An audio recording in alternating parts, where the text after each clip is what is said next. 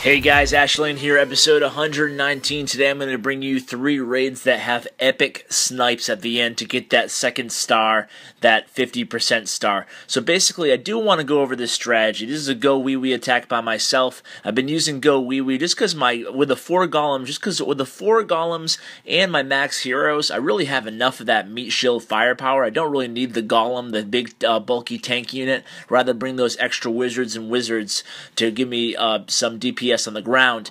Now that doesn't go amazingly well in this attack, but I do want to point out my strategy for attacks using GoWiPe or GoWiWi, and it's basically a 4 golem flanking strategy. So I deploy 2 golems at the very edges of the side of the base, and then 2 golems right in the middle, clearing the main lane for my troops. Now this strategy has been working really well for me, knock on wood. So I'm going to go ahead and I've gotten to 2 stars with it. I don't think I failed getting 2 stars with it, but this was really close. So I kind of was a little late on that freeze spell, and my heroes got a little bit clustered there. And what happens is I should have dropped that jump spell a little bit closer to the town hall, because a lot of my troops spend most of the time killing walls in this attack. I do like the idea in hindsight going in from the northeast, because I only have to deal with 1 Inferno tower for the most part of my battle with all those witches, and I also only have to deal with the clan castle at the same time as the Inferno Tower, so I can use the freeze. But as you can see, my Archer Queen goes after a wall here, and my wizards are up here chomping away at these walls, so things get a little clunky here, and I'm at 42%, and I only have 1 Archer, 3 balloons, and 4 minions left in the tank here, so I kind of surveilling the base here. Obviously, I did this before I went in. I knew there was not a lot of snipeable units. I do have that Dark Barracks over there, so I'm going to go ahead and drop that Archer. So in my head right now, I'm like, okay, I definitely know I can get like 49%. I'm just not sure about that last percentage. I'm kind of counting the buildings in my head here. So here comes the balloons making their way towards that Archer Tower, and I know I have these 2 Dark Barracks in that lab, but then that mine really surprised me there. So at this point, I'm like, okay, is that minion in the south going to go to that barracks without getting hit by that Archer Tower? I'm not quite sure, and he does. So that's pretty good. But then that Wizard Tower, I didn't think the Archer would be in range, but she certainly was. So here I am at 49% with 1 minion left. And what happens? The hidden Tesla pops up. He kills that minion, but look at this distance between the Archer Tower and that minion. I thought for sure he was going to be in range of that Archer Tower, but he wasn't, and boom, get the 50% 2-star attack. Was really sweating that one out, didn't think I had it. Now, my clanmate, longtime Red Elite member, Ace, has been using this same strategy I've been using with the 3 balloons and the 4 or 5 minions. So one thing Ace does here, I think he would have had this attack much easier had he dropped his 3 golems in the type of flanking strategy I use. You can obviously use it with 3 golems too, you don't have to use 4 like I do. But basically, he just doesn't have a wide enough spread here, in my opinion, with those golems. He'll use 2 right away, then he had that 3rd one coming out of the clan castle, but keep your eye on that golem there as the lava hound explodes. When you have a lava hound in the opposing clan castle, the best thing to do is to ignore it.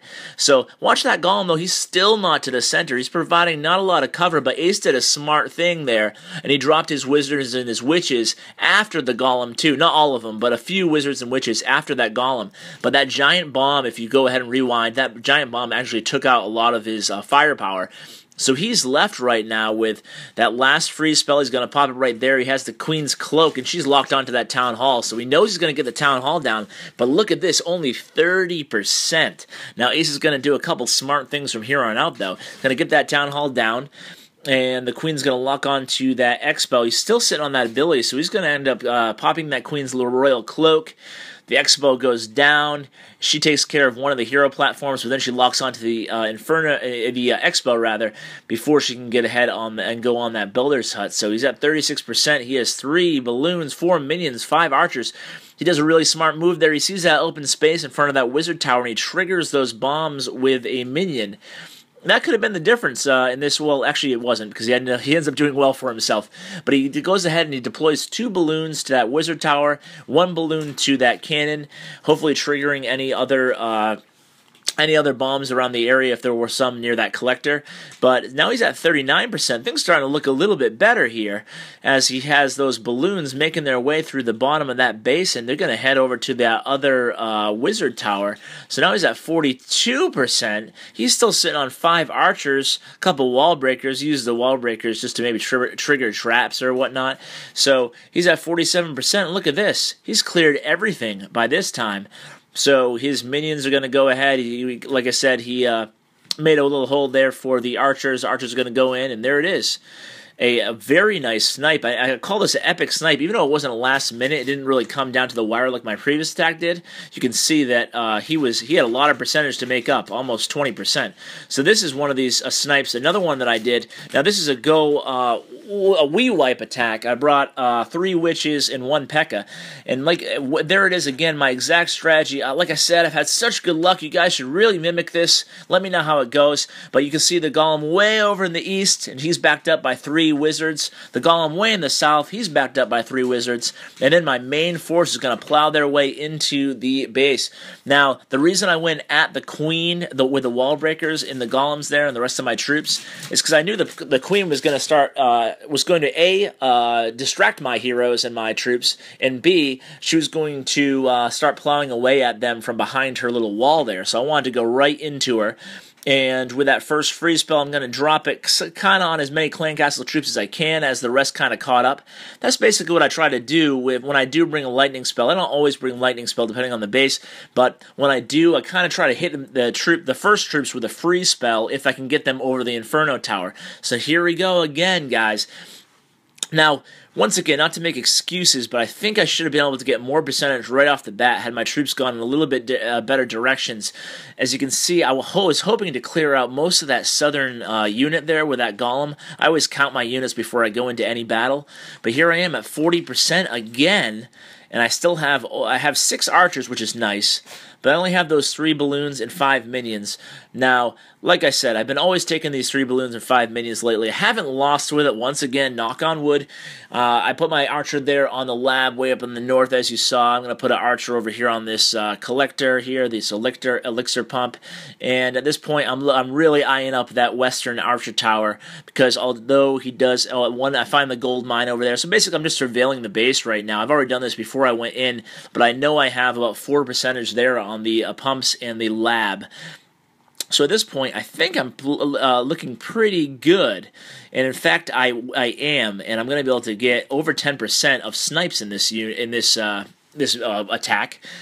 And you can see my archer locked onto that gold mine, which is good. I deploy those balloons all together. They're going to take out that archer tower despite being hit with those air defenses. So at this point here, I'm at 45%. I know I have my archer on that gold mine. I have my minions going to town over there on the dark barracks and the barracks. So things are looking pretty good. I do have 2 minions left. I probably brought maybe 1 or 2 more than I actually needed here. But there you go. It's a 50% epic snipe. Hope you guys enjoyed this little video. Maybe I'll make this a series, since unfortunately or fortunately, I tend to have a lot of epic snipes. So thanks for tuning in, guys. Please like, subscribe, and share, and I'll see you tomorrow. Take care.